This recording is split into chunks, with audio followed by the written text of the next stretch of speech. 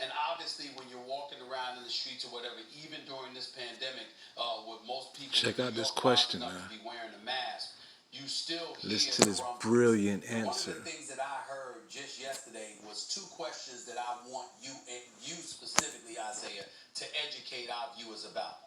I heard people asking exactly what do they mean when they're saying systemic racism, A, and B, what the hell is the NBA supposed to do about it for these players?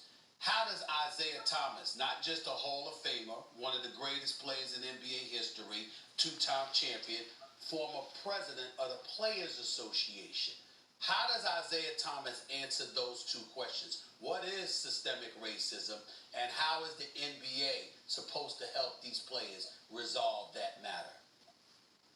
So, so thank you for asking that question, and bear with me a couple of minutes while I also give some history and some context to it. Because before 1492, there were people already here. We were already here. And Theodore Allen writes a book in volume 1 of his book, The Invention of the White Race. The invention of the white race came in 1676. So when we talk about systemic racism, we talk about that invention of the white race, and we talk about race as a governing construct and as a social construct. As a governing construct, the white race has been granted certain rights, privileges, and in this membership of what we call this Union of States, the United States of America.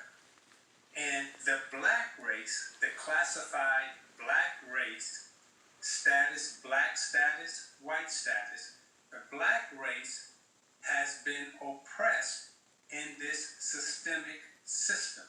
So when we talk about ending systemic racism, we're talking about ending the classifications of these racial categories that grant benefits to different statuses of white and black.